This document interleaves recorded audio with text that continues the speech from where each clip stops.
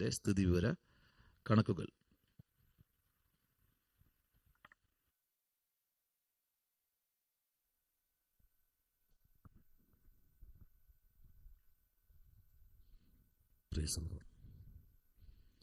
സ്ഥിതിവിവര കണക്കുകൾ. സത്യവേദ പുസ്തകത്തിലെ 9-ാമത്തെ പുസ്തകം.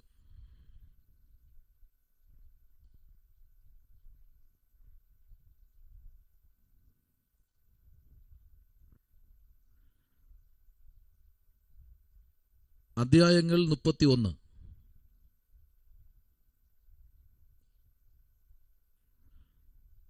വാക്യങ്ങൾ 810.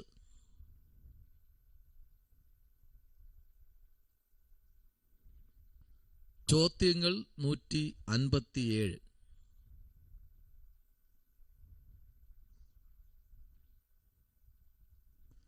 നിവൃത്തിയായ പ്രവചനങ്ങൾ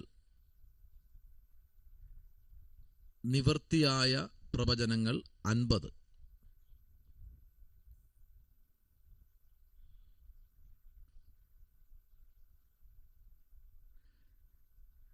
നിവൃത്തിയാകാത്ത പ്രവചനങ്ങൾ 1. ദൈവത്തിൽ നിന്നുള്ള പ്രത്യേക ദൂതുകൾ.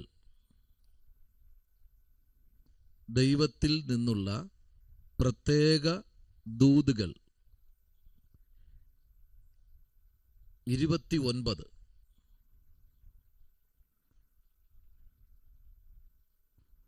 വാഗ്ദാനങ്ങൾ 4. ആജ്ഞകൾ 117. മുന്നറിയിപ്പുകൾ 57.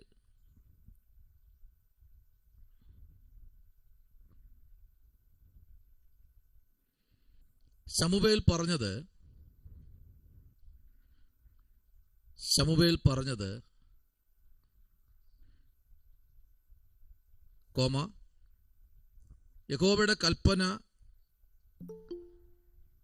യഹോവയുടെ കൽപ്പന അനുസരിക്കുന്നത് പോലെ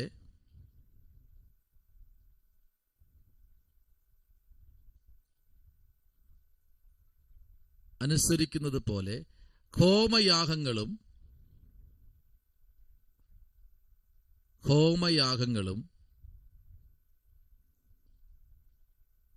ഹനനയാഗങ്ങളും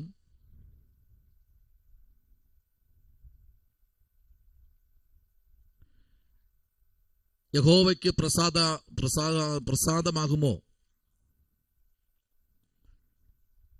പ്രസാദമാകുമോ?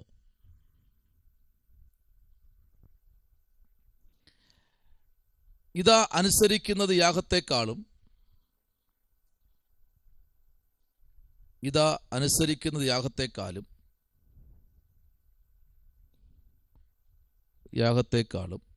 ശ്രദ്ധിക്കുന്നത് മുട്ടാടുകളുടെ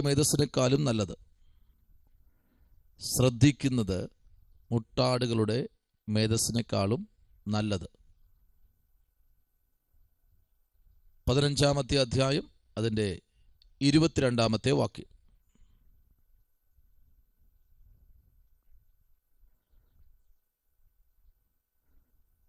സെൻട്രൽ ഹെഡിങ് പ്രധാന വ്യക്തികൾ.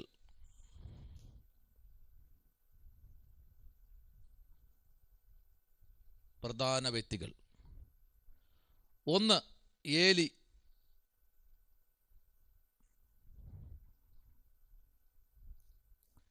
2 ഹന്ന.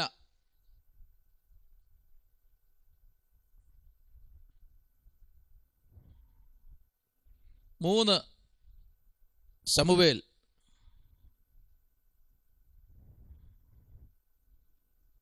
4 ശൗൽ.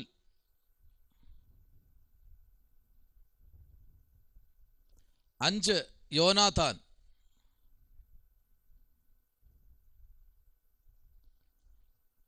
6 ദാവീദ്.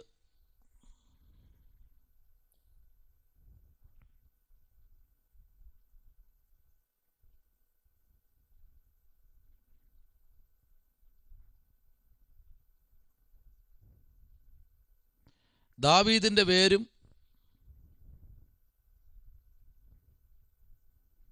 ദാവീദിന്റെ വേരും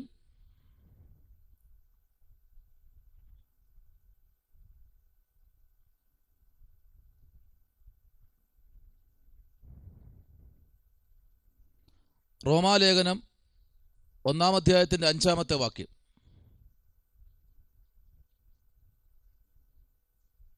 വെളിപ്പാട് പുസ്തകം 22-16.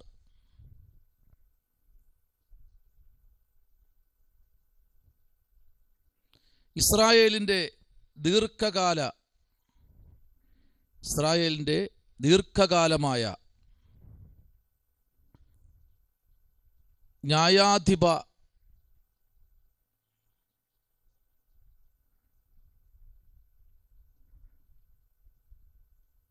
ന്യായാധിപ ഭരണകാലം,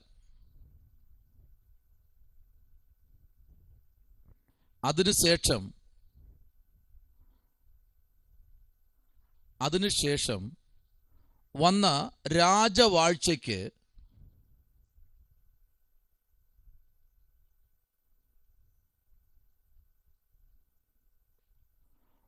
വഴിമാറിക്കൊടുക്കുന്ന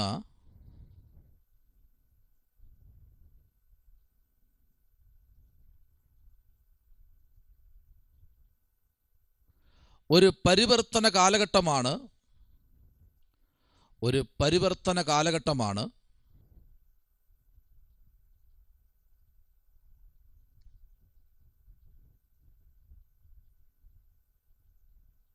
ധന്യനായ ശമൂവേലിന്റെ 1-ാമത്തെ പുസ്തകം. ധന്യനായ ശമൂവേലിന്റെ 1-ാമത്തെ പുസ്തകത്തെ കുറിക്കുന്നത്. ഇസ്രായേലിലെ രാജവാഴ്ചകാലത്ത്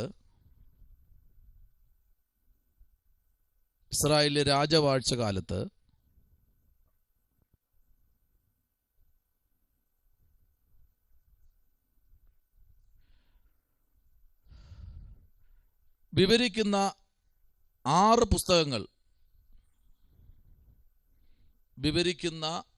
പുസ്തകങ്ങൾ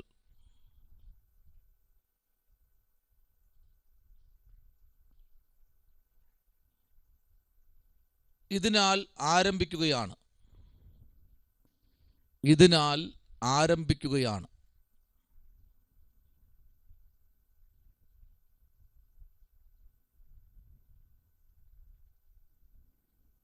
ഇവയിലെ വിഷയങ്ങൾ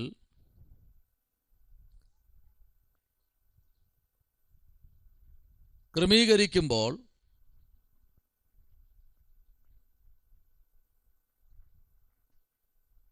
ഈ ക്ലാസ് എല്ലാവരും കേൾക്കാമോ? കേൾക്കാലോ? ഓക്കെ. ഇവയിലെ വിഷയങ്ങൾ ക്രമീകരിക്കുമ്പോൾ അടിയിലൊരു അണ്ടർലൈൻ കൊടുത്തിട്ട് ഈ 6 വിഷയങ്ങൾ നമുക്ക് എഴുതാം.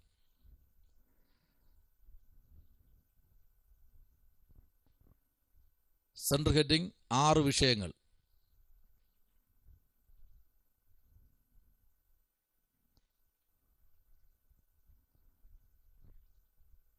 ഒന്ന്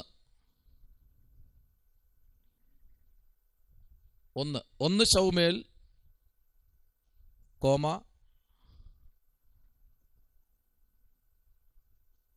മാനുഷിക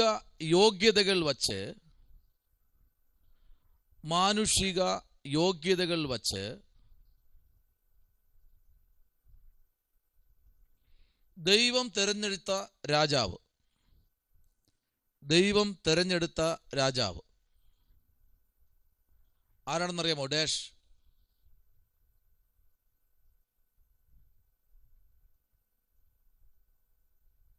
നോ. തങ്കമാൻറ്റി. നോ. അവിടെ പ്രൊഫസർ.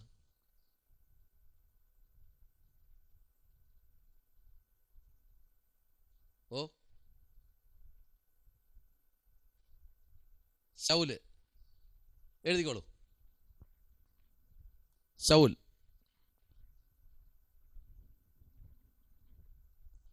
2 ശമൂവേൽ,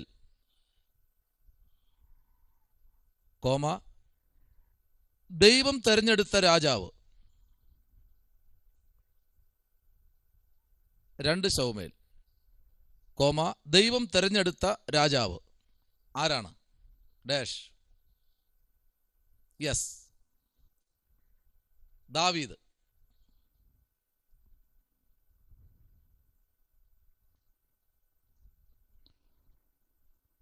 3 1 രാജാക്കന്മാർ,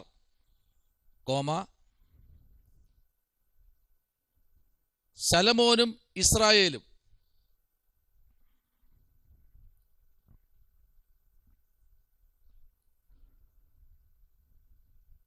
1 രാജാക്കന്മാർ, ശലോമോനും ഇസ്രായേലും. 4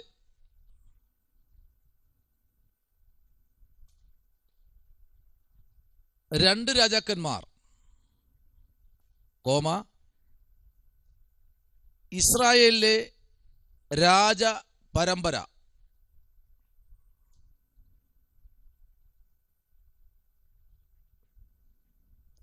2 രാജാക്കന്മാർ, ഇസ്രായേലിലെ രാജ പരമ്പര. 5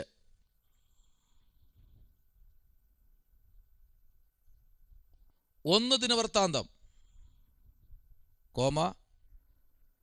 ശലോമോനും ദേവാലയവും.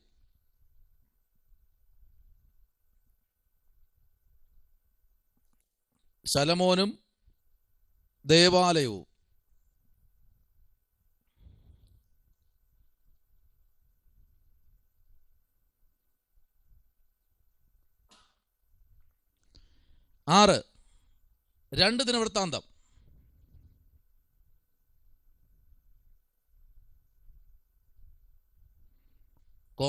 രാജ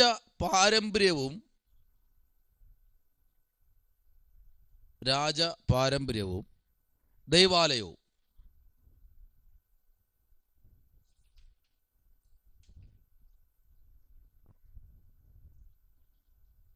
ഇസ്രായേലിലെ വാഴ്ചയുടെ 500 വർഷകാലത്തെ, ഇസ്രായേലിലെ രാജവാഴ്ചയുടെ 500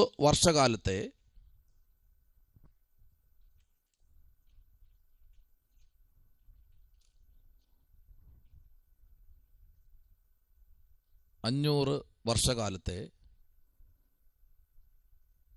ചരിത്രം ഈ ഗ്രന്ഥത്തിൽ ആരംഭിക്കുകയാണ്.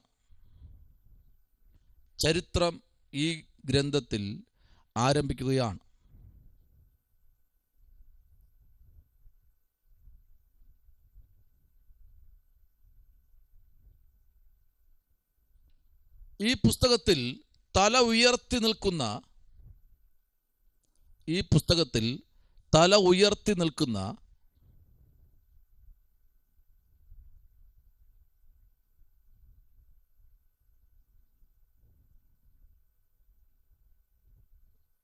3 പ്രധാന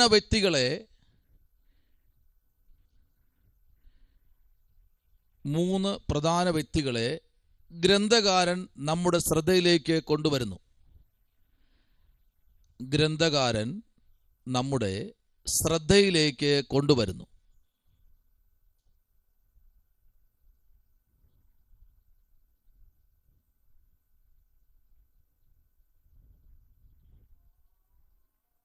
നമ്മുടെ ശ്രദ്ധയിലേക്ക് കൊണ്ടുവരുന്നു.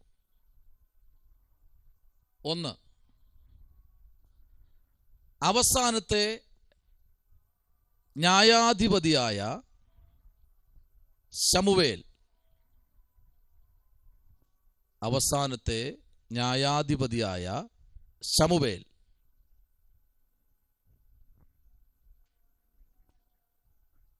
2 ആദ്യത്തെ രാജാവായ ശൗൽ.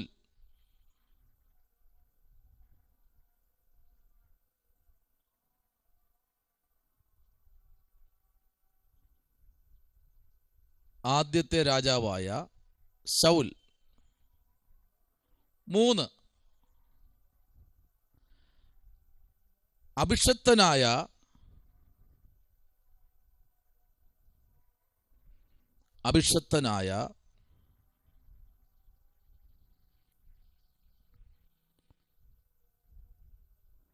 രാജാവാണെങ്കിലും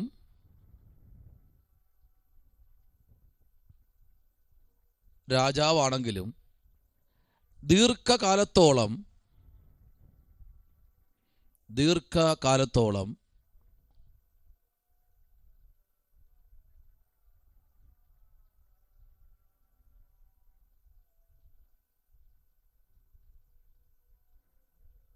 എഴുതിയെങ്കിലും മുഖത്ത് നോക്കുക. എനിക്ക് 2-3 പേരെ കാണാൻ പറ്റുന്നുള്ളൂ, ബാക്കി ആരും കാണാൻ കഴിയുന്നില്ല. ഓക്കെ.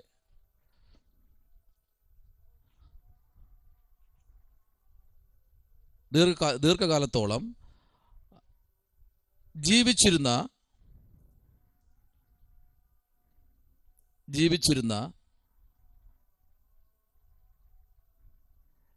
ജയജീവിതം നയിച്ച വ്യക്തിയാണ് ദാവീദ്.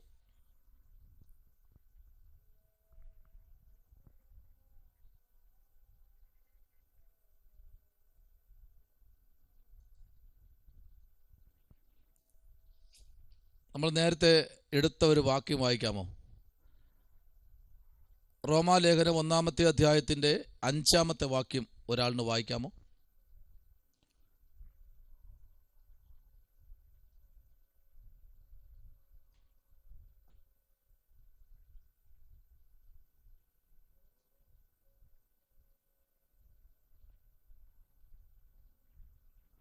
റോമാലേഖനം 1-ാം അധ്യായം 5-ാമത്തെ വാക്യം.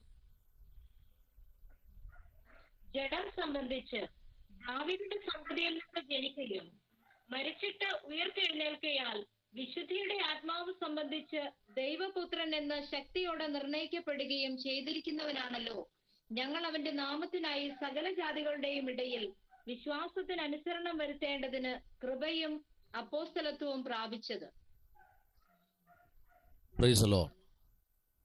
കണ്ടോ, ഇവിടെ 5-ാമത്തെ വാക്യത്തിൽ നമുക്ക് കാണാൻ കഴിയുന്നത് ജഡം സംബന്ധിച്ച് ദാവീദിൻ്റെ സന്തതിയിൽ നിന്ന് ജനിക്കുകയും മരിച്ചിട്ട് ഉയർത്തെഴുന്നേൽക്കുകയും ചെയ്ത.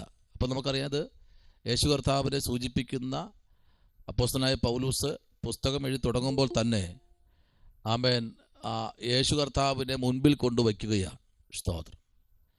ജനത്തിൻ്റെ മുമ്പിൽ കർത്താവിനെ കൊണ്ട് ആമേൻ വച്ച് അവരെ പരിചയപ്പെടുത്തുകയാണ്. ഈ മനുഷ്യൻ ആരാണെന്നറിയാമോ? ഇദ്ദേഹം എങ്ങനെയാണ്, ഇദ്ദേഹത്തിൻ്റെ ജീവിതം എന്തെന്നറിയാമോ എന്നൊക്കെ ചോദിച്ചുകൊണ്ട് ആമേൻ വിശുദ്ധിയുടെ ആത്മാവ് സംബന്ധിച്ച് ദൈവപുത്രൻ എന്ന് ശക്തിയോടെ നിർണയിക്കപ്പെടുകയും. കണ്ടോ, അപ്പോൾ അവിടെ തുടക്കം തന്നെ നമുക്ക് കാണാൻ കഴിയുന്നത് ഒരു ശുദ്ധീകരണത്തിൽ കൂടെ ജനത്തെ എങ്ങനെ വിശുദ്ധീകരണത്തിൽ കൂടെ നടത്തണമെന്ന് അപ്പോസ്തലനായ പൗലൂസ് അവിടെ ഒന്ന് വിളിച്ചു പറയുകയാണ്. Price the Lord. വചനപ്രകാരം അതിൻ്റെ മുകളിലോട്ടുള്ള ഭാഗം നമുക്ക് ചിന്തിക്കുമ്പോൾ നിങ്ങൾ താഴോട്ട് പിന്നെ വായിച്ചാൽ മതി, അധ്യായം ഫുള്ളൊന്ന് വായിച്ചോളണം. ആമേൻ. നമ്മുടെ പിതാവായ ദൈവത്തിങ്കിൽ നിന്നും കർത്താവായ യേശു ക്രിസ്തുവിങ്കിൽ നിന്നും നിങ്ങൾക്ക് കൃപയും സമാധാനവും ഉണ്ടാകട്ടെ. ആമേൻ. കണ്ടോ, അപ്പോൾ എവിടെ നിന്നാണ് വരേണ്ടത്? ഒന്ന്, പിതാവായ ദൈവത്തിൽ നിന്നും. Praise the Lord. ആമേൻ, ആമേൻ. അപ്പോൾ ആമേൻ. 2, കർത്താവിങ്കിൽ നിന്നും കൃപയും സമാധാനവും. അവിടെ പറഞ്ഞു വച്ചിട്ട് നേരെ വെളിപ്പാട് പുസ്തകത്തിൽ പത്മോസ് ദ്വീപിൽ കിടക്കുന്ന യോഹന്നാൻ കാണുന്ന ഒരു വെളിപ്പാടൂടെ നമുക്ക് വായിക്കാം. 22-ാമത്തെ അധ്യായത്തിൻ്റെ 16-ാമത്തെ വാക്യം കൂടെ വായിച്ചിട്ട് മുമ്പിലോട്ട് നമുക്ക് കടന്നു പോകാം. 22-ാമത്തെ അധ്യായത്തിൻ്റെ 16-ാമത്തെ വാക്യം.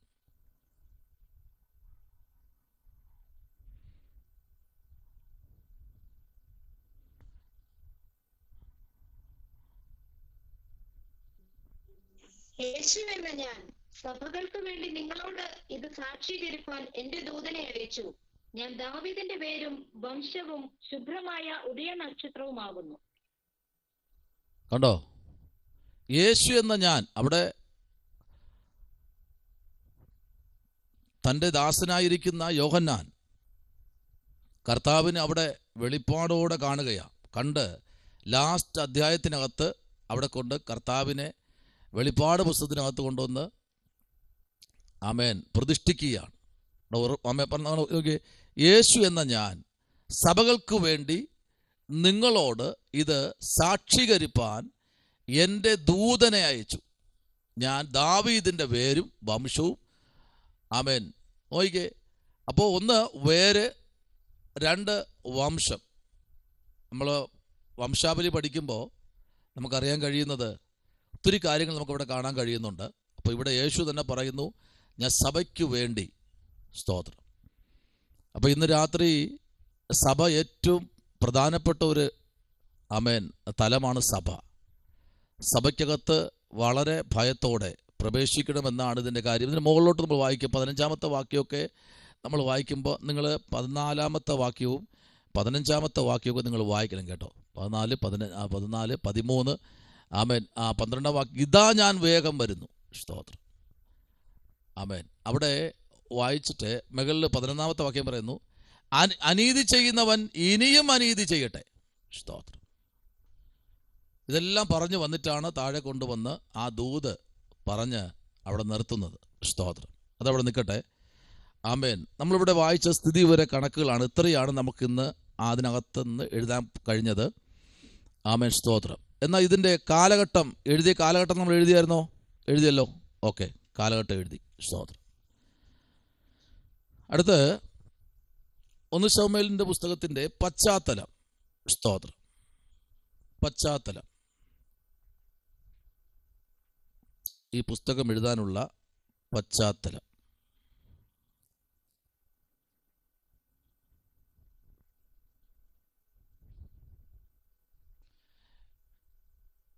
എബ്രായ പഴയ നിയമത്തിൽ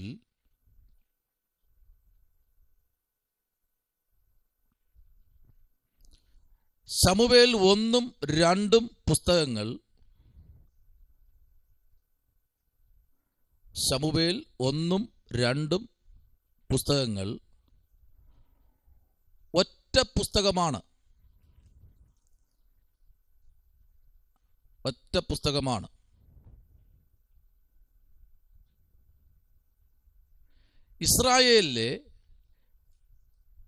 ഇസ്രായേലിലെ എല്ലാവരിലും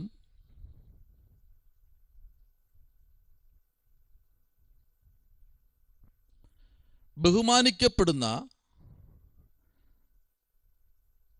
ശക്തനായ ആത്മീക നേതാവും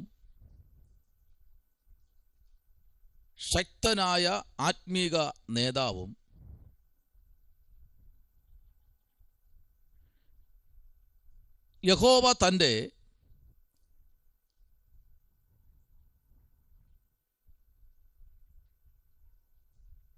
തൻ്റെ ദൈവിക ആലോചനയെയും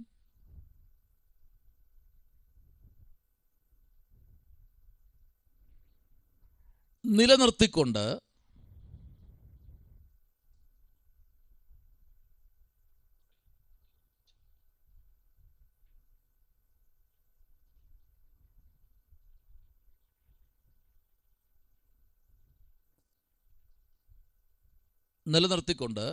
ശക്തമായി ഉപയോഗിച്ച ഒരു പ്രവാചകനാണ് ശമൂവേൽ. ശക്തനായ ഒരു പ്രവാചകനാണ് ശമൂവേൽ.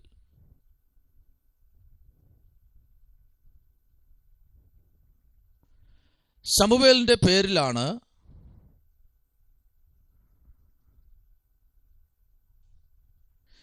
ഇവ അറിയപ്പെടുന്നത്.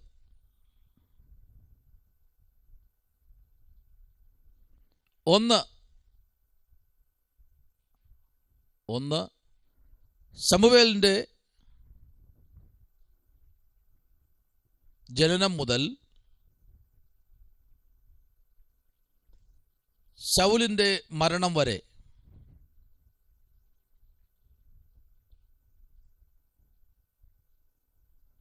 BC 1105 BC 1105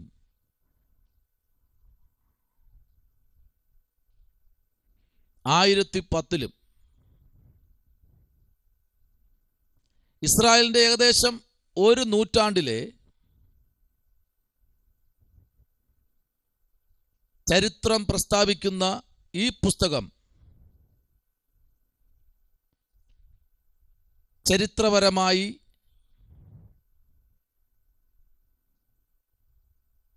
ന്യായാധിപന്മാരുടെ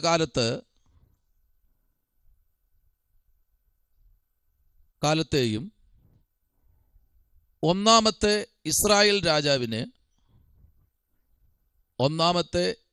രാജാവിനെയും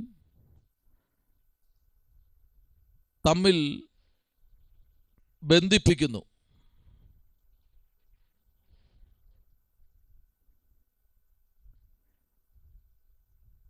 ഇതിനാൽ 2 ശമൂവേൽ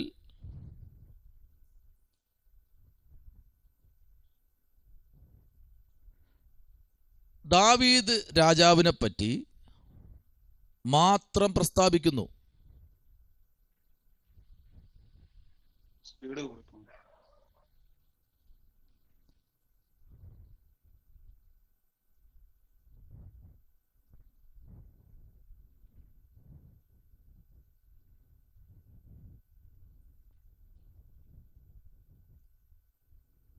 മാത്രം പ്രസ്താവിക്കുന്നു.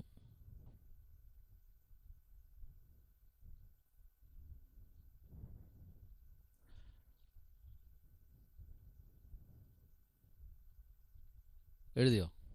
ഓക്കെ.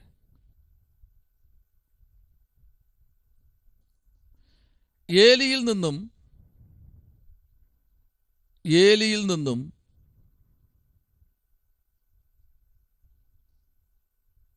ശമൂവേലിലേക്ക്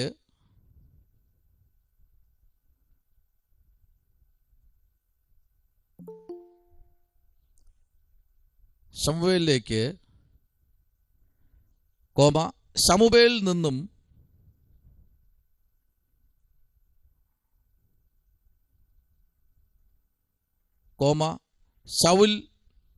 ശൗലിലേക്കും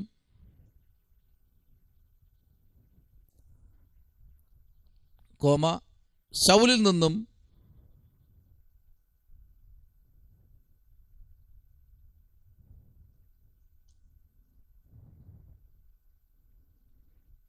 ദാവീദിലേക്കും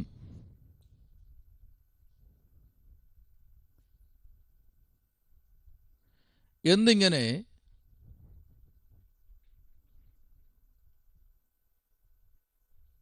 3 നേതാക്കന്മാരുടെ അധികാരത്തെ പറ്റിയാണ്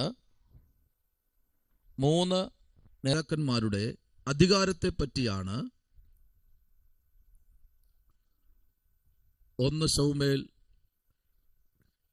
പ്രതിപാദിക്കുന്നത്.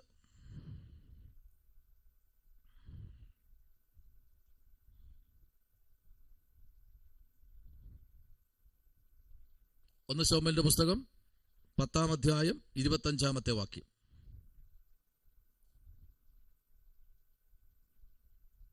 2 ശമൂവേലിന്റെ പുസ്തകം 1-ാം അധ്യായം 18-ാമത്തെ വാക്യം.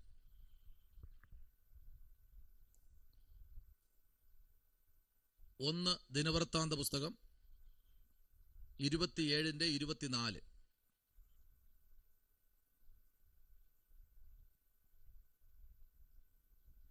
29-ന്റെ 29.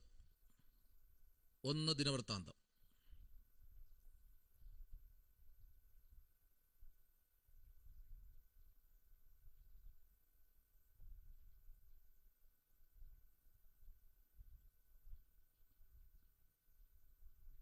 ഈ ചരിത്രകാരൻ നമുക്ക്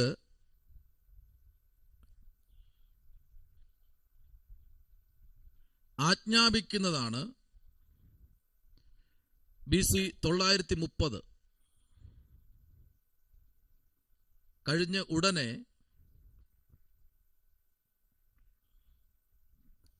ഉടനെ ഈ പുസ്തകം എഴുതി കഴിഞ്ഞു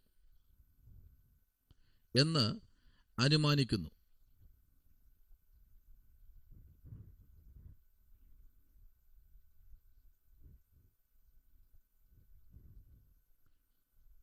അനുമാനിക്കാം, ഇല്ലെങ്കിൽ അനുമാനിക്കുന്നു. കാരണം 1 ശമൂവേൽ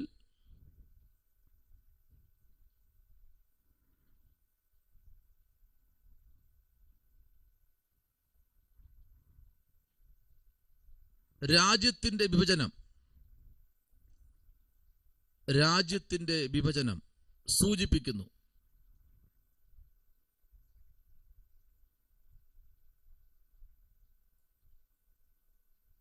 1 ശമൂവേലിന്റെ പുസ്തകം 27-ാം അധ്യായം 6-ാമത്തെ വാക്യം. 27:6.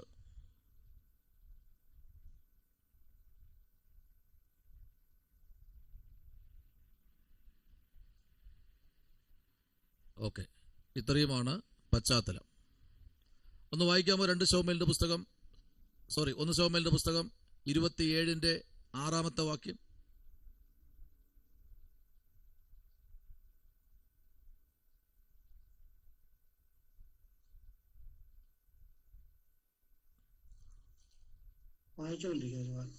ആഖീഷ് അന്നു തന്നെ അവന് സിക്ലാഗ് കൽപ്പിച്ചു കൊടുത്തു. അതുകൊണ്ട് സിക്ലാഗ് ഇന്ന് വരെയും യഹൂദ രാജാക്കന്മാർക്കുള്ളതായിരിക്കുന്നു. നിന്ന് വിവരിപ്പാൻ സമയമില്ല, എങ്കിലും ആ വാക്യം വായിച്ചു വിട്ടതാ. സ്തോത്രം. അടുത്തൊരു വാക്യം കൂടെ, 8-ാമത്തെ അധ്യായം അതിന്റെ 5-ാമത്തെ വാക്യം.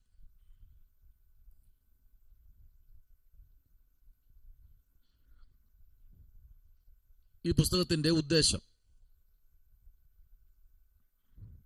സെൻട്രൽ ഹെഡിങ് 1 ശമൂവേലിന്റെ പുസ്തകത്തിന്റെ ഉദ്ദേശം.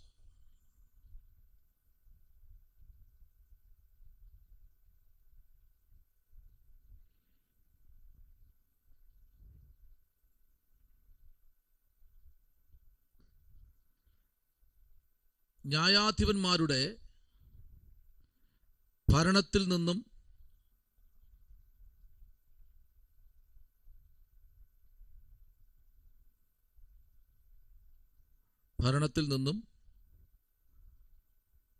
ഒരു രാജഭരണത്തിലേക്ക്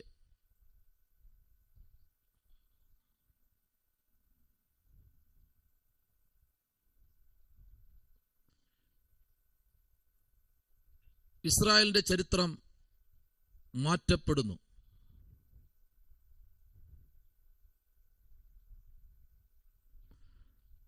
ചരിത്രം മാറ്റപ്പെടുന്ന സുപ്രധാന വിഷയമാണ് 1 ശമൂവേലിലെ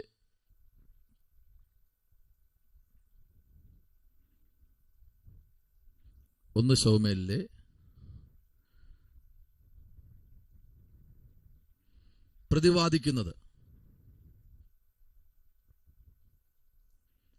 ഒരു രാജാവിനെ കുറിച്ച്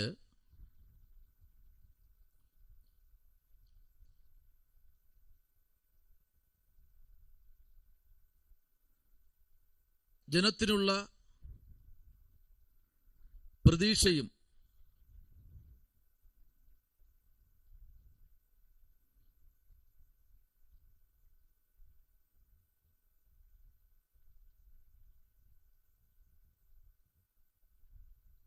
സകല ജാതികൾക്കുമുള്ളതുപോലെ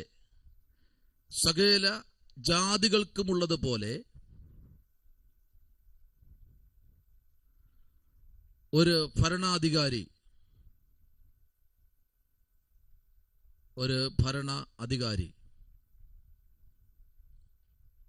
1 ശമൂവേലിന്റെ പുസ്തകം 8-ാമത്തെ അധ്യായം അതിന്റെ 5-ാമത്തെ വാക്യം മുതൽ 8-ാമത്തെ വാക്യം വരെ.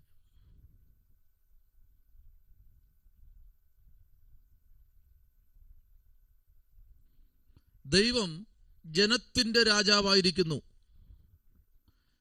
ദൈവം ജനത്തിന്റെ രാജാവായിരിക്കുന്ന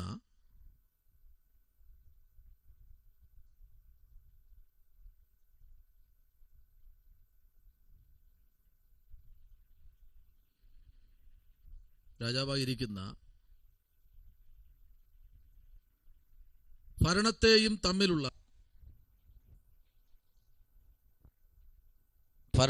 തമ്മിലുള്ള സംഘർഷം ഈ പുസ്തകം വെളിപ്പെടുത്തുന്നു.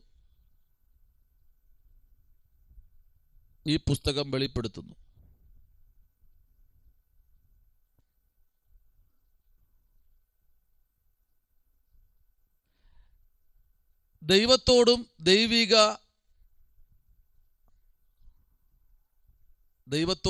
ദൈവിക രാജഭരണത്തോടും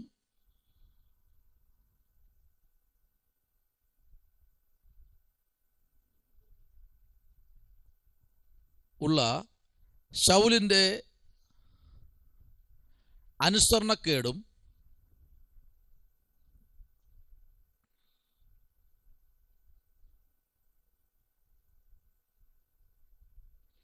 ദൈവസന്നിധിയോട് അവൻ കാണിച്ച ലംഘനവും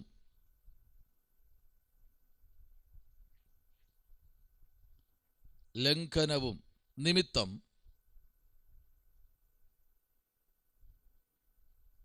ദൈവം അവനെ രാജസന്നിധിയിൽ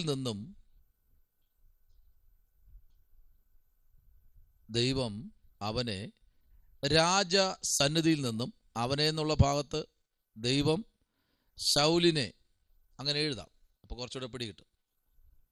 ദൈവം ശൗലിനെ രാജസന്നിധിയിൽ നിന്നും തള്ളിക്കളഞ്ഞു എന്ന് ഈ പുസ്തകം വ്യക്തമാക്കുന്നു.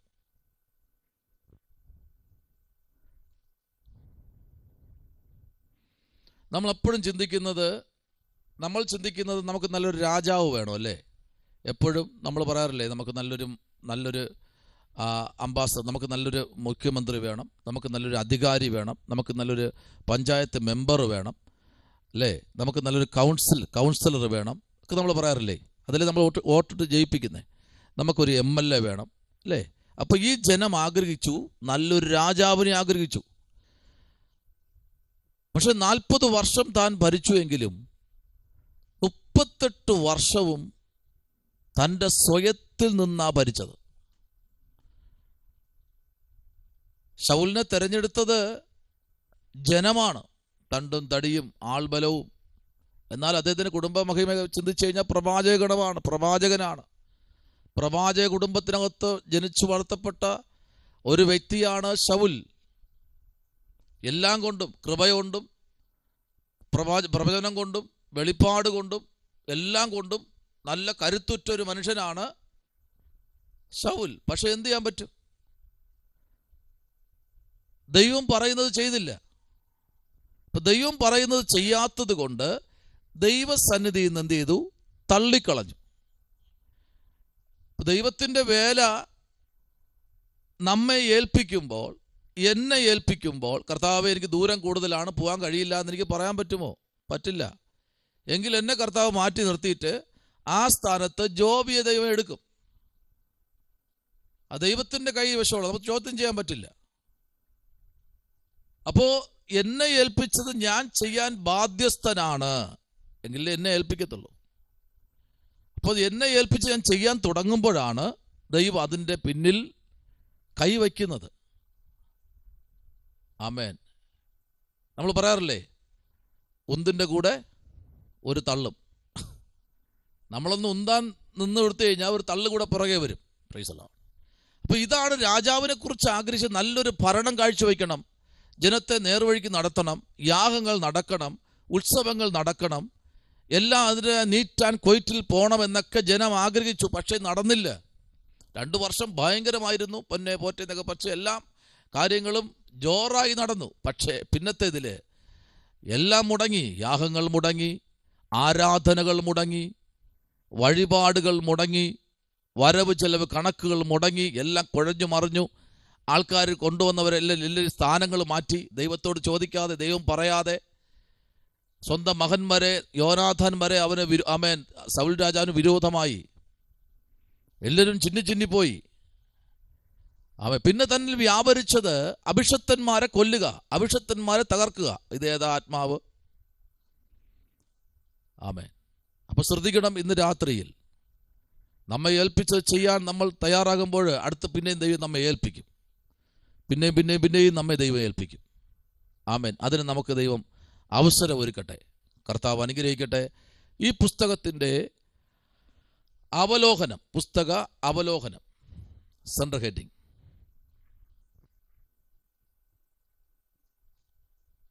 പുസ്തക അവലോകനം.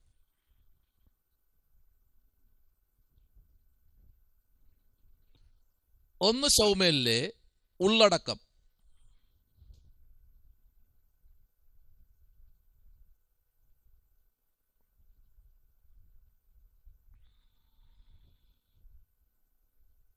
ഒന്ന് ശൗൽ,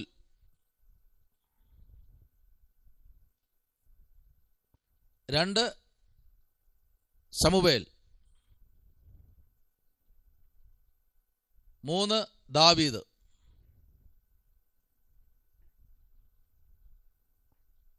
എന്ന മൂന്ന്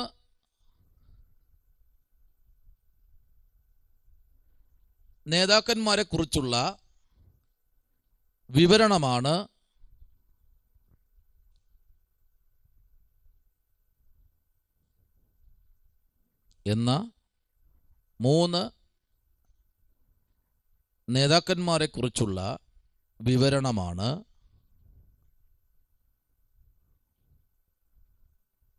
ഒന്ന്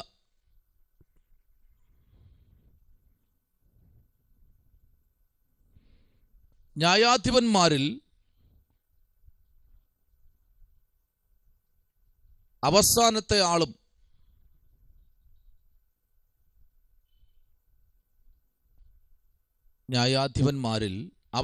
ആളും പ്രവാചകൻ എന്ന സ്ഥാനവും ലഭിക്കുന്ന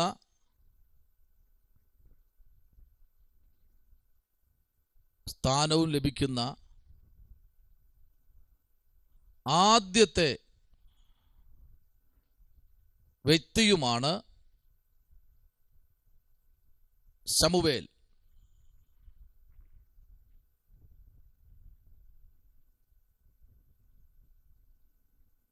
ബ്രാക്കറ്റിൽ എന്നാൽ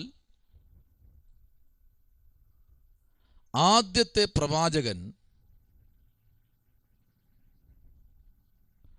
ശമൂവേൽ അല്ല.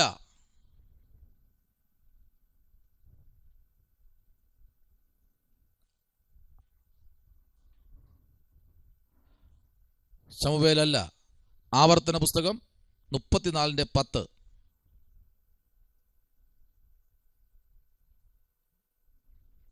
ന്യായാധിപൻ 4:4.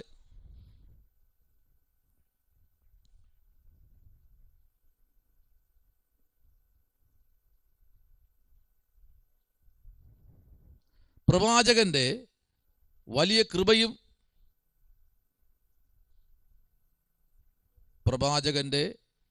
കൃപയും ദൈവിക ഭക്തിയും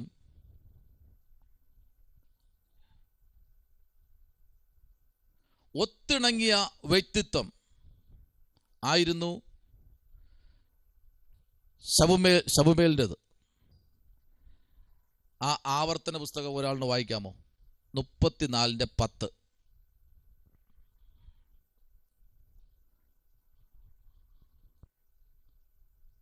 34:10.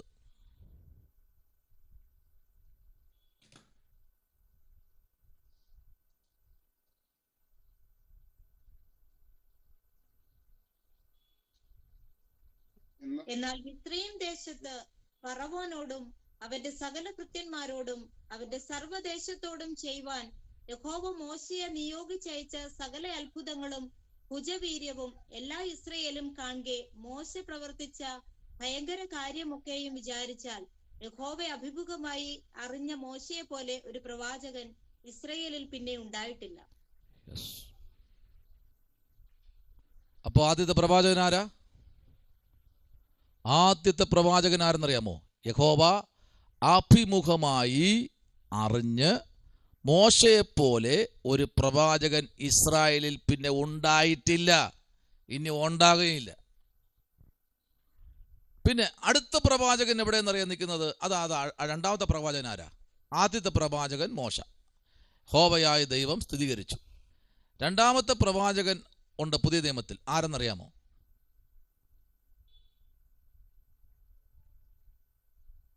ആദ്യത്തെ പ്രവാചകൻ ശൗലല്ല, അല്ലെ ശമൂവേലല്ല. ഓക്കെ, പക്ഷേ ഇവിടെ മോശയാണ് യഹോവയായ ദൈവം അഭിമുഖമായി സംസാരിച്ചത്. നമ്മളിവിടെ വായിച്ചു തെളിവ് സഹിതം. എന്നാൽ പുതിയ നിയമത്തിലേക്ക് വരുമ്പോൾ ആരാണ് രണ്ടാമത്തെ പ്രവാചകൻ? അവിടെ പ്രൊഫസർ ഒന്ന് അനക്കി. യേശു ക്രിസ്തു. ആരാ? യേശു ക്രിസ്തുവാണ് രണ്ടാമത്തെ പ്രവാചകൻ. അപ്പോൾ ആദ്യത്തെ പ്രവാചകൻ മറന്നു പോകരുത്. ആരാ? മോശയാണ് ആദ്യത്തെ പ്രവാചകൻ. ഒരു അധ്യായം കൂടെ വായിക്കുന്നു അഭിഷത്തെ. ന്യായാധിപന്മാർ 4-ാമത്തെ അധ്യായം 4-ാമത്തെ വാക്യം.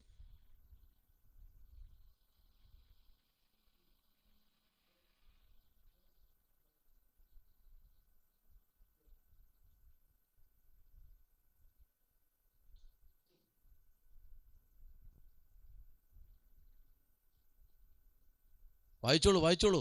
ന്യായാധിപൻ 4:4. ആ കാലത്ത് ലപ്പിദോത്തിന്റെ ഭാര്യയായ ദെബോറ എന്ന പ്രവാചകി ഇസ്രയേലിൽ ന്യായപാലനം ചെയ്തു. അപ്പോ ഈ സഹോദരിമാരുടെ ഇടയിൽ ആദ്യത്തെ പ്രവാചകി ആരെന്നറിയാമോ? ഇതിപ്പോ വായിച്ച ആളാണ് ദെബോര. ചിലർ പറയാറുണ്ട് മോശയുടെ സഹോദരി മീര്യാമാണ്, മീര്യാം പ്രവാചകിയാണെന്നൊക്കെ പറയാറുണ്ട്. പക്ഷേ വേദപുസ്തകത്തിനകത്ത് നമ്മെ തെളിയിച്ചു തരുന്ന ഒരു പ്രവാചകിയാണ് ഈ പറഞ്ഞ ദെബോര എന്ന പ്രവാചകി. ഇസ്രായേൽ ന്യായപാലനം ചെയ്തു വന്നു എന്നാണ്. ന്യായപാലനം എന്ന് പറഞ്ഞാൽ ശുശ്രൂഷ ചെയ്തു വന്നു. സകല രാജാക്കന്മാരും നഷ്ടപ്പെട്ടപ്പോൾ ഇസ്രായേലിനെ പിടിച്ചു നിർത്തിയ ഒരേ ഒരു സഹോദരിയാണ് ഈ പറഞ്ഞ പ്രവാചകിയായ ദെബോര. ദൂതന്മാർ കഴിഞ്ഞാൽ അടുത്ത ചിന്തയാണ് എത്ര പ്രവാചകിമാര് വേദപുസ്തകത്തിനകത്ത് ഉണ്ട് എന്നൊരു ചിന്ത. Price the Lord. അപ്പോൾ ശ്രദ്ധിക്കണം, ഈ സഹോദരിയാണ് ഇസ്രായേലിൽ രാജാവില്ലാതിരുന്ന സമയത്ത് ജനം ചിതറിപ്പോയ സമയത്ത് ഈ ജനത്തെ ചേർത്ത് എല്ലാവരും വന്ന് ഈ ദെബോരയുടെ മുമ്പിൽ വന്ന് എന്ത് ചെയ്യും? മുട്ടുമടക്കും. ഞാൻ യുദ്ധത്തിന് പോകണമോ? ഞങ്ങൾ പോയാൽ ജയിക്കുമോ? നിങ്ങൾക്ക് ജയം കിട്ടുമോ എന്നൊക്കെ പ്രവചിക്കുന്ന ആ കാലഘട്ടത്തിൽ ശക്തമായി ഉപയോഗിച്ചൊരു സഹോദരിയാണ് ദെബോര. ഇരിക്കുന്ന എവിടെയെന്നറിയാമോ? നല്ല കായ്ഫലമുള്ള ഈന്തപ്പനയുടെ ചുവട്ടിലായിരിക്കുന്നേ. അപ്പോൾ ഇതിൻ്റെ അറവിൽ ഇരുന്നു കൊണ്ട് തന്നെയാണ് അദ്ദേഹം നല്ലവണ്ണം പ്രവചിച്ചത്. അല്ലാതെ AC മുറിക്കകത്തൊന്നും അല്ല, ഇന്നത്തെ പോലെയുള്ള മാർബിൾ സൗധത്തിനകത്തൊന്നും അല്ല ഇരുന്നത് പ്രവാചകിമാർ. അവർക്ക് ഓരോ ഇരിപ്പിടങ്ങളുണ്ടായിരുന്നു. പുഴവക്കത്തും പാറയ്ക്കിടയിലും മരത്തിൻ്റെ പൊത്തിനകത്തും അല്ലേ? കഴിഞ്ഞ കാലങ്ങളിലെ പ്രവാചകിമാരും പ്രവാചകന്മാരും ഒരു പുതപ്പുണ്ടെങ്കിൽ അവർക്ക് മതി. ഇന്നങ്ങനെയാണോ? ഇന്നങ്ങനെയൊക്കെ മാറിപ്പോയില്ലേ? സൗകര്യങ്ങൾ കൂടിയില്ലേ? സ്തോത്രം. അങ്ങനെയെങ്കിൽ മറന്നു പോകരുത്. ഇതാണ് ഇതിൻ്റെ രത്ന ചുരുക്കം. Price the Lord. താഴോട്ട് നമുക്ക് എഴുതാം.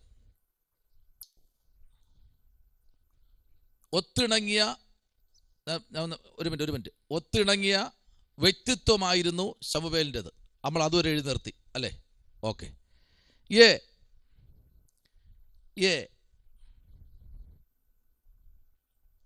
സത്യാരാധനയുടെ ഉണർവിലേക്ക്,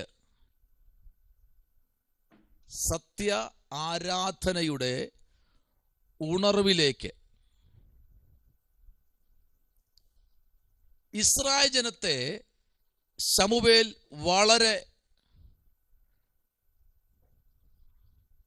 ബുദ്ധിയോടെ നയിച്ചു.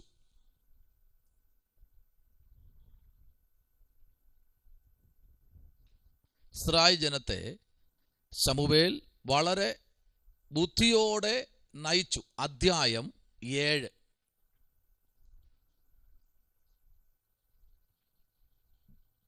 ബി. ഇസ്രായേൽ പ്രവാചകന്മാർക്ക്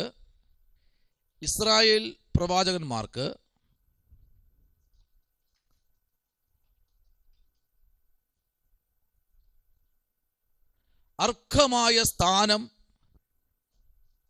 ലഭിക്കണമെന്ന്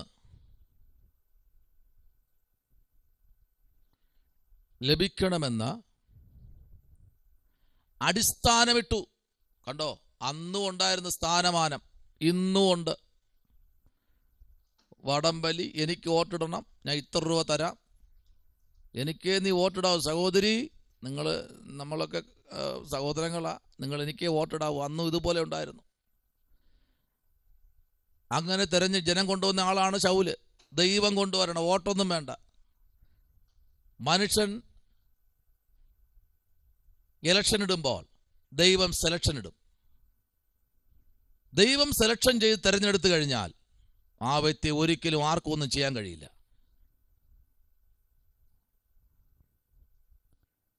19-ാമത്തെ അധ്യായം 20-ാമത്തെ വാക്യം.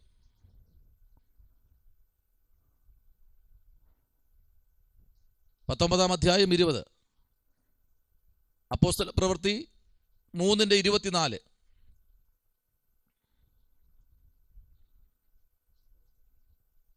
അപ്പോസ്തല പ്രവൃത്തി 3:24, 13:20.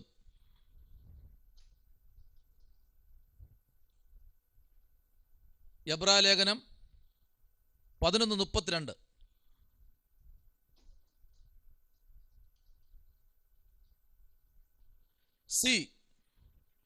ദൈവിക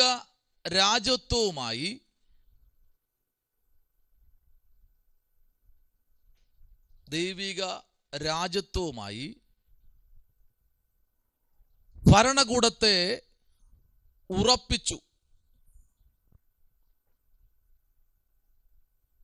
ഭരണകൂടത്തെ ഉറപ്പിച്ചു. 1 ശമൂവേൽ 15 അതിന്റെ 1, 11:12 മുതൽ 28 വരെ. 15-ന്റെ 1 മുതൽ ചില വാക്യങ്ങളും 11-ാം അധ്യായത്തിന്റെ 12-ാമത്തെ വാക്യം മുതൽ 28-ാമത്തെ വാക്യം വരെ.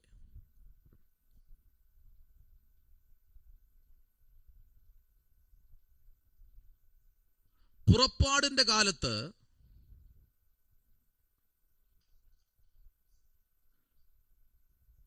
മോശയ്ക്കുണ്ടായിരുന്ന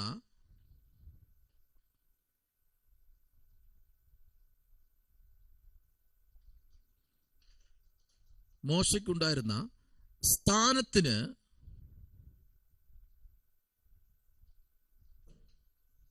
തൊട്ടു പിന്നാലെയാണ് ഇസ്രായേലിന്റെ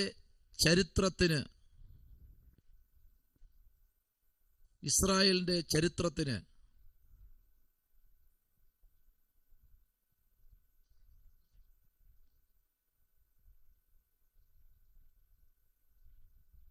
വലിയ മാറ്റം സംഭവിക്കുന്നു.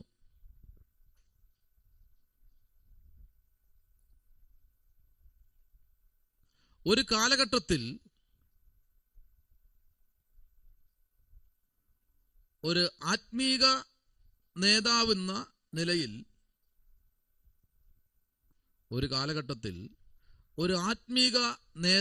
നിലയിൽ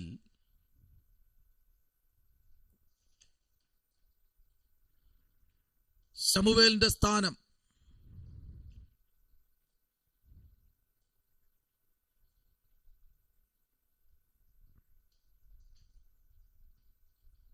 എട്ടാമത്തെ അധ്യായം അതിന്റെ 5-ാമത്തെ വാക്യം മുതൽ 20-ാമത്തെ വാക്യം വരെ.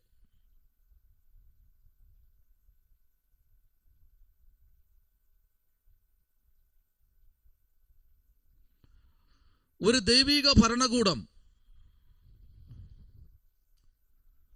ദൈവിക ഭരണകൂടം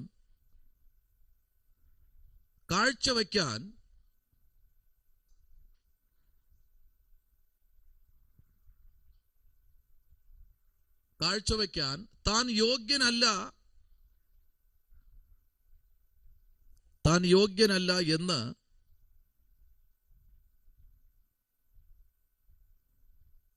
എന്ന് ശൗൽ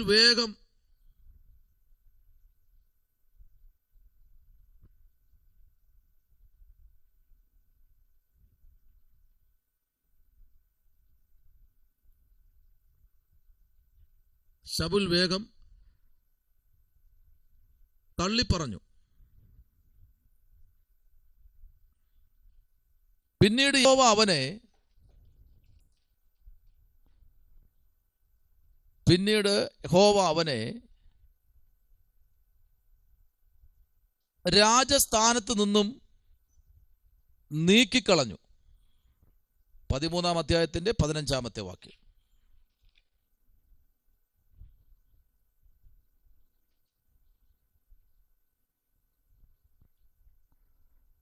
അധ്യായത്തിന്റെ 15-ാമത്തെ വാക്യം. അടുത്ത് അധ്യായം 16. അധ്യായം 16.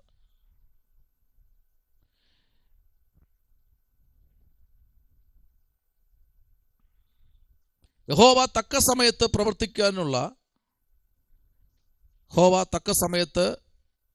പ്രവർത്തിക്കുവാനുള്ള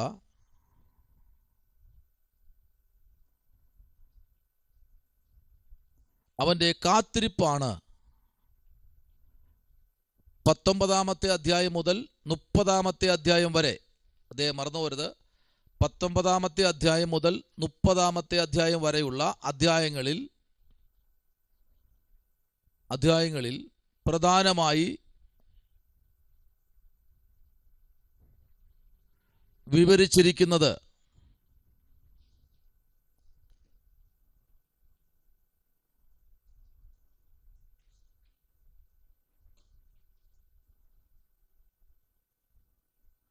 ശൗലിന്റെ ദുഃഖകരമായ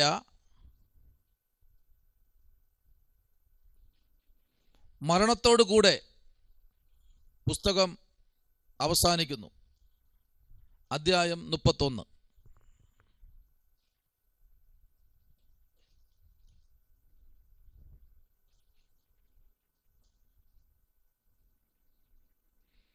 അധ്യായം അവസാനിക്കുന്നു. 31-ാമത്തെ അധ്യായത്തോടെ 31-ാം അധ്യായവും വായിക്കണം, നിങ്ങൾ പഠിക്കണം. ഈ പുസ്തകത്തിന്റെ സവിശേഷതകൾ. സെൻട്രൽ ഹെഡിങ്: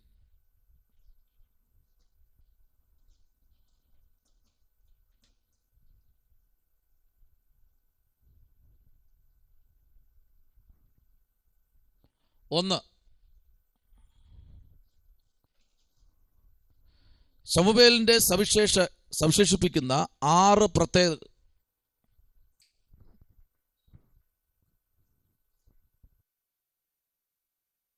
6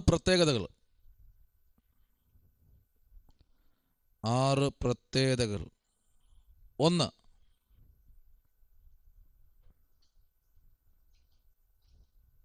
ഇസ്രായേലിന്റെ രാജ്യത്തിന് ദൈവത്തിൻ്റെ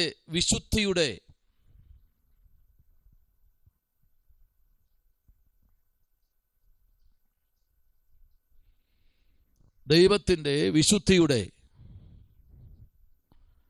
ഭരണകൂടം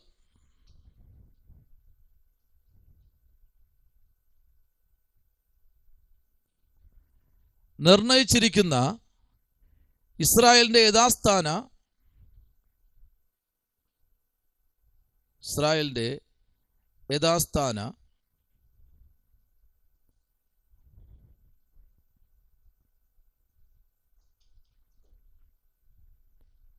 യഥാസ്ഥാനവും രാജാവായ ദൈവത്തിന് താങ്കളെ തന്നെ പൂർണ്ണമായി സമർപ്പിച്ചവരും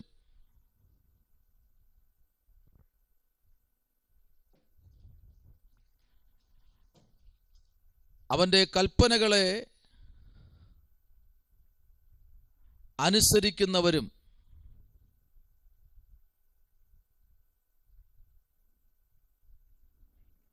പ്രവാചകന്മാരുടെ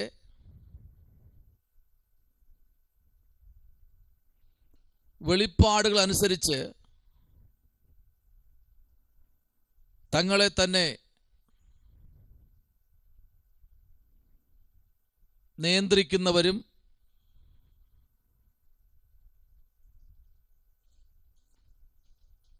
ഒന്ന് നിയന്ത്രിക്കുന്നവരും 2 തീരുമാനിക്കുന്നവരും 3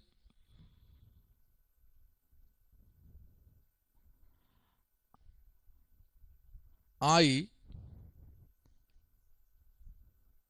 നയിക്കുന്നവർ ആയിരിക്കണം. നയിക്കുന്നവർ ആയിരിക്കണം. ഇസ്രായേലിന്റെ രാജാക്കന്മാർ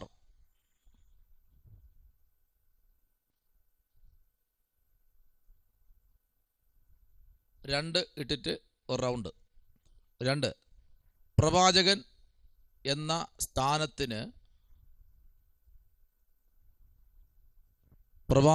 എന്ന സ്ഥാനത്തിന് പൗരോഹിത്യത്തിന് തുല്യമായ ആത്മീക സ്ഥാനം. പൗരോഹിത്യത്തിന് തുല്യമായ ആത്മീക സ്ഥാനം.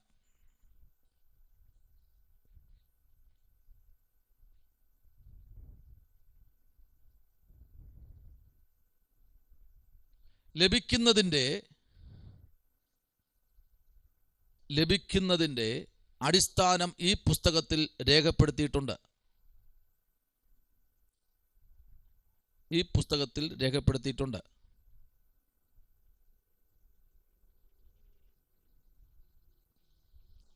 പ്രവാചക ഗണത്തെക്കുറിച്ചുള്ള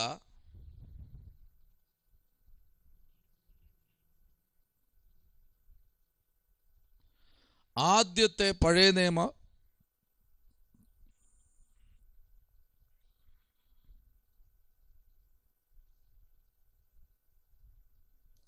പുസ്തകങ്ങളെ പരിശോധിക്കുമ്പോൾ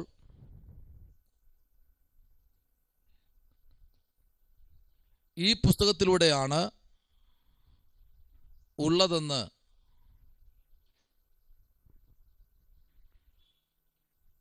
പത്താമത്തെ അധ്യായം 5-ാമത്തെ വാക്യം. 1 ശമൂവേൽ 10:5, 19:18 മുതൽ 24 വരെ. 3, പ്രാർത്ഥനയുടെയും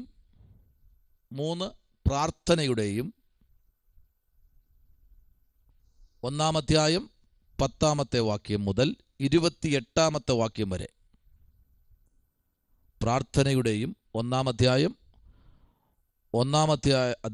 10-ാം വാക്യം മുതൽ 28-ാമത്തെ വാക്യം വരെയും 2-ാമത്തെ അധ്യായം 1-ാമത്തെ വാക്യം മുതൽ 10-ാമത്തെ വാക്യം വരെയും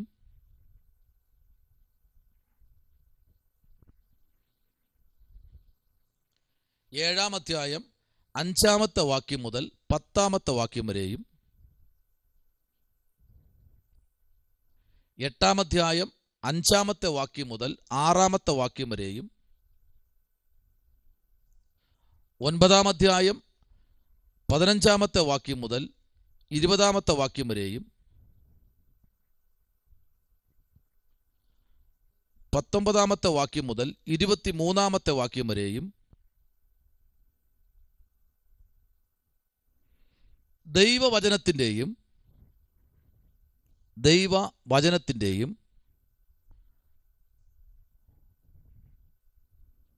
1-ാമത്തെ അധ്യായം 23-ാമത്തെ വാക്യവും 9-ാം അധ്യായം 27-ാമത്തെ വാക്യവും 15-ാമത്തെ അധ്യായം 1-ാമത്തെ വാക്യവും 10-ാമത്തെ അധ്യായം 23-ാമത്തെ വാക്യവും പ്രവചനത്തിൻ്റെയും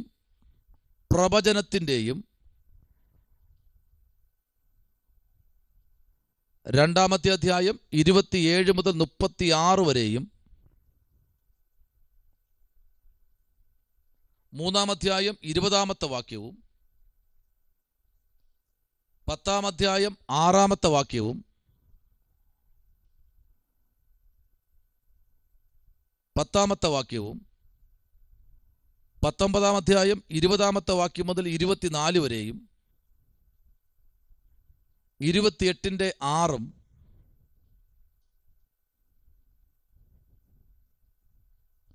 ശക്തിയും പ്രധാനവും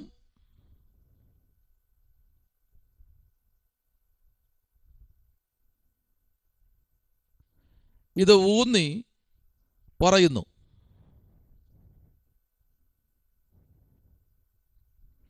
4, ഇസ്രായേലിലെ 3 പ്രധാന നേതാക്കന്മാരുടെ ജീവചരിത്രം.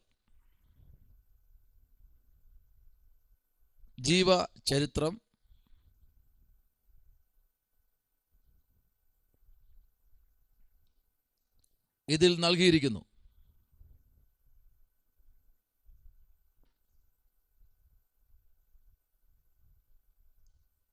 അധ്യായം 1 മുതൽ 7 വരെ ശൗല്. അധ്യായം 1 മുതൽ 7 വരെ ശൗൽ.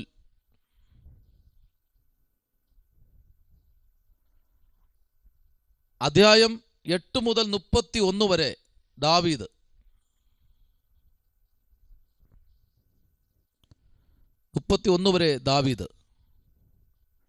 അധ്യായം 16 മുതൽ 31 വരെ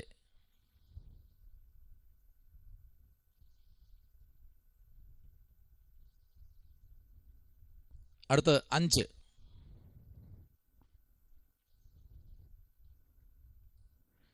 യഹോവ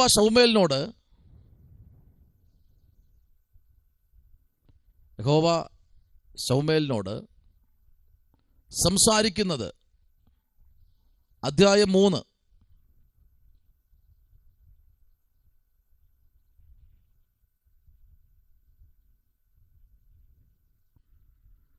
ദാവീദും. അധ്യായം 17.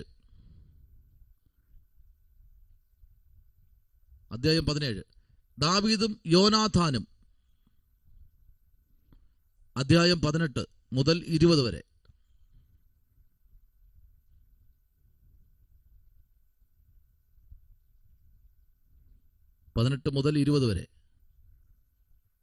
ശൗലിന് ദാവീദിനോടുള്ള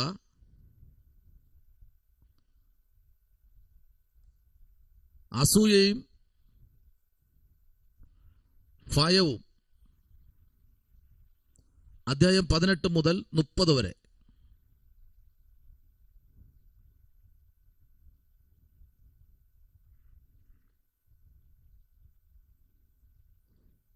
ശൗലും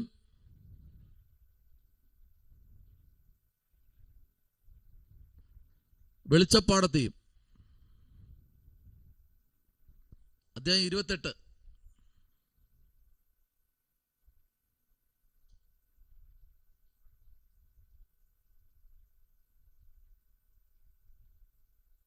അധ്യായം 6.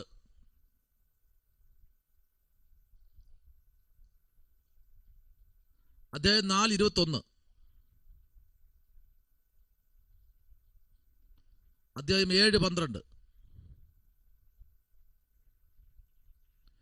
രാജാവേ ജയ ജയ, രാജാവേ ജയ ജയ. അധ്യായം 10, 24.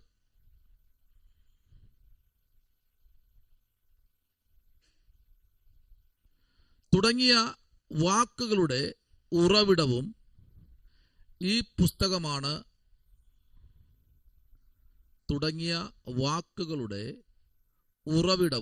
പുസ്തകമാണ്. സൈന്യങ്ങളുടെ യഹോവ. അധ്യായം 1:3.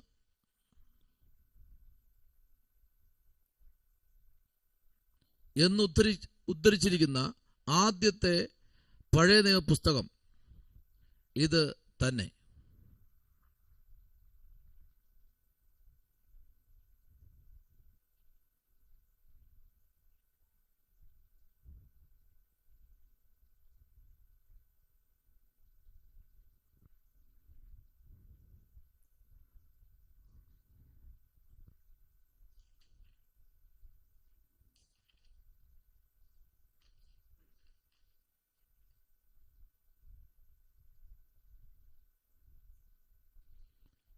ഒന്ന് ശമൂവേൽ പുസ്തകത്തിന്റെ പ്രധാന സ്ഥലങ്ങൾ നിങ്ങൾ ഒന്ന് കുറിച്ചാൽ കൊള്ളാം.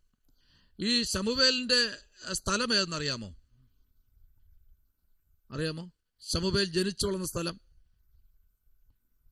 അല്ലെങ്കിൽ ശമൂവേലിന്റെ അമ്മയുടെ സ്ഥലം എല്ലാം ഒന്ന് തന്നെ. അപ്പൻ രാമ. ആ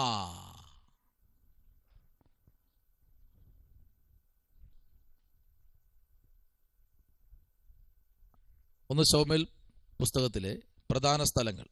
ഒന്ന്, രാമ കോമ ശമൂവേലിൻ്റെ ജന്മസ്ഥലമാണ് രാമ.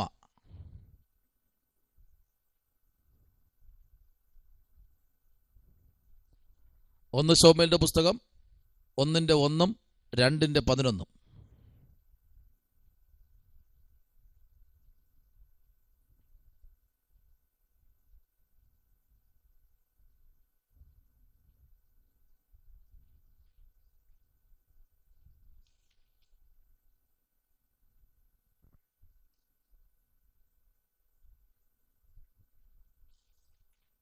ഒന്ന് വായിക്കാമോ? ആ വാക്യം ഒന്ന് വായിക്കാമോ?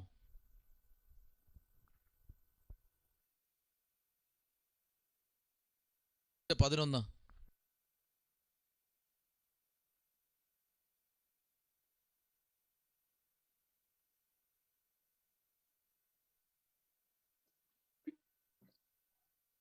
പിന്നെ എൽക്കാന രാമയിൽ തന്റെ വീട്ടിലേക്ക് പോയി ബാലൻ പുരോഹിതനായ ഏലിയുടെ മുമ്പിൽ യഹോവയ്ക്ക് ശുശ്രൂഷ ചെയ്തു പോന്നു. അവിടെ നമ്മൾ വായിച്ചതാണ്. പിന്നെ എൽക്കാന രാമയിൽ. ഇപ്പോൾ ഈ ഭാഗം നമ്മൾ പഠിക്കുമ്പോൾ ഈ രാമക്ഷേത്രം ഇരിക്കുന്ന ഇപ്പോഴത്തെ ആ ഒരു അയോധ്യ തമ്മിലുള്ള ഒരു അടിയുണ്ടല്ലോ, എല്ലാവരും പ്രതിപാദിക്കുന്നത് ഈ ഭാഗത്താണ് എന്നാണ് പറയുന്നത്. എത്ര ശരിയെന്ന് എനിക്കറിയത്തില്ല, എന്നാൽ ഇവിടെ പണ്ഡിതന്മാരൊന്നും അത് പറഞ്ഞിട്ടില്ല. ചിലരൊക്കെ പറയുന്നത് അവിടെയാണ്, അതാണ് ഇത്ര പ്രശ്നങ്ങളെന്നൊക്കെയാണ് പറയുന്നത്. ക്ഷേത്രം അതെന്താവട്ടെ, അതുകൊണ്ടാണ് ആ ക്ഷേത്രം പിന്നെയും അവിടെ ഇരിക്കാതെ പൊളിക്കുന്നതും അടിയും പ്രശ്നമൊക്കെ എന്നാണ് പറയുന്നത്. അതിൻ്റെ മുമ്പിൽ ഹന്നാ പ്രവാചകി ജീവിച്ചിരുന്ന അല്ലെങ്കിൽ ജീവിച്ച് ഇരുന്ന സ്ഥലം, പ്രാർത്ഥനയുടെ സ്ഥലം അവിടെയാണെന്നൊക്കെയാണ് പറയുന്നത്. ക്ഷേത്രം എന്തോ ആവട്ടെ, ആമേൻ, ജനിച്ച് വളർത്തപ്പെട്ട സ്ഥലമാണ് രാമ എന്ന സ്ഥലം. സ്തോത്രം. അടുത്ത് 2-ാമത്തെ അധ്യായത്തിൻ്റെ 12-ാമത്തെ വാക്യം, 3-ാമത്തെ അധ്യായത്തിൻ്റെ 21-ാമത്തെ വാക്യം.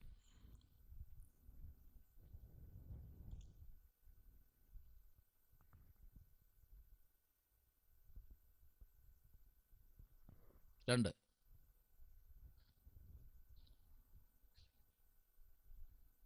ഷീൽവ പട്ടണം അവിടെയാണ് സമാഗമന കൂടാരം ഇരുന്നത്. സമാഗമന കൂടാരം.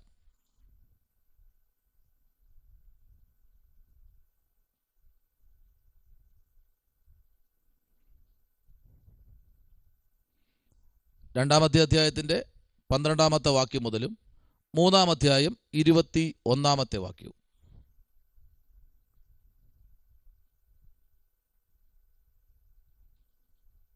മൂന്ന്,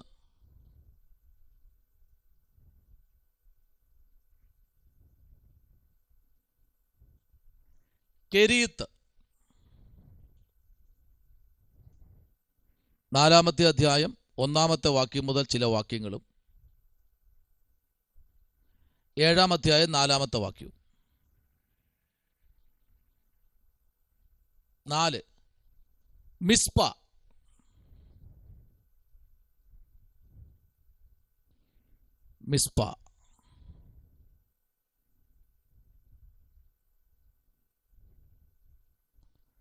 അവിടെ പറയുന്നത് പാപങ്ങളെ ഓർത്ത് ഉപവസിച്ച് കരയുന്ന സ്ഥലമെന്ന് എഴുതിയിരിക്കുന്നു. പാപങ്ങളെ ഓർത്ത് ഉപവസിച്ച് കരയുന്ന സ്ഥലം.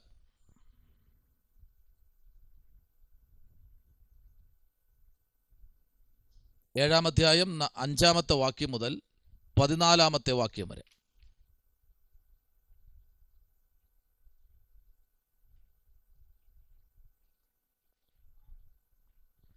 5, ഗിൽഗാൽ.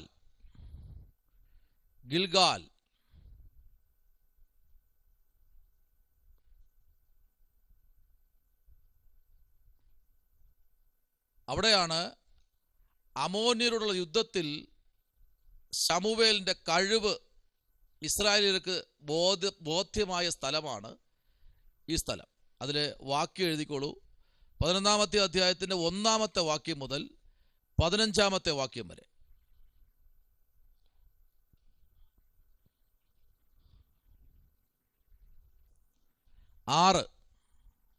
ഏലോ താഴ്വര.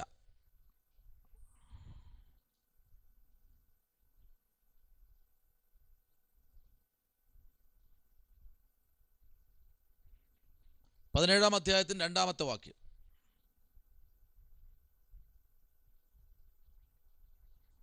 7 സീപ്പ് മരുഭൂമി.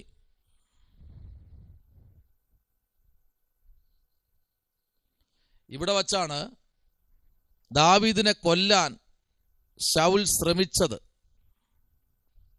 ദാവീദിനെ കൊല്ലാൻ വേണ്ടി പല പ്രാവശ്യം ശ്രമിച്ച സ്ഥലമാണിത്.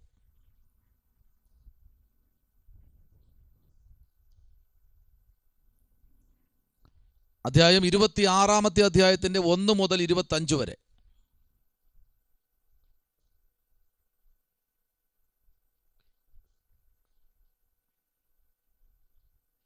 8 ഗാദ്.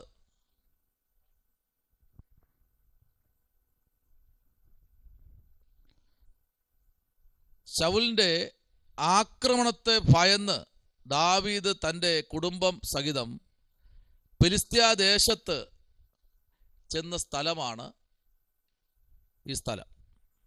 കുറേ നാൾ താൻ അവിടെ പാർത്തു. 27-ന്റെ 1 മുതൽ 4 വരെ.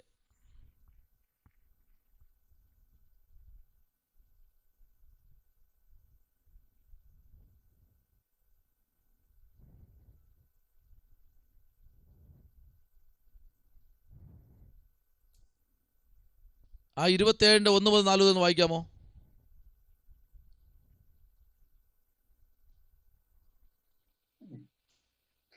അനന്തരം ദാവീദ്, ഞാൻ ഒരു ദിവസം ശൗലിന്റെ കയ്യാൽ നശിക്കേയുള്ളൂ. ഫെലിസ്ത്യരുടെ ദേശത്തിലേക്ക് ഓടിപ്പോകയല്ലാതെ എനിക്ക് വേറെ നിവൃത്തിയില്ല. ശൗൽ അപ്പോൾ ഇസ്രയേൽ ദേശത്തൊക്കെയും എന്നെ അന്വേഷിക്കുന്നത് മതിയാക്കും. ഞാൻ അവന്റെ കയ്യിൽ നിന്ന് ഒഴിഞ്ഞു പോകും എന്ന് മനസ്സിൽ നിശ്ചയിച്ചു. അങ്ങനെ ദാവീദ് പുറപ്പെട്ടു. താനും കൂടെയുള്ള 600 പേരും ഗത്ത് രാജാവായ മാവോക്കിന്റെ മകൻ ആഖീശിന്റെ അടുക്കൽ ചെന്നു.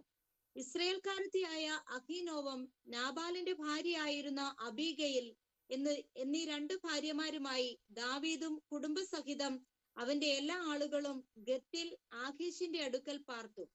ദാവീദ് ഗത്തിലേക്ക് ഓടിപ്പോയി എന്ന് ശൗലിന് അറിവ് കിട്ടി. അവൻ പിന്നെ അവനെ അന്വേഷിച്ചതുമില്ല. 9 ഗിൽബ പർവ്വതം.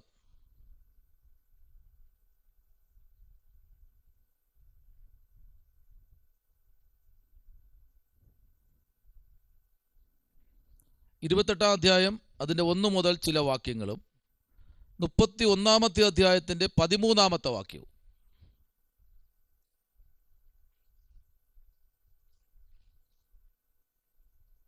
ഇനി നമുക്കുള്ളത് വിഷയ വിഭജനമാണ് ഉള്ളത്.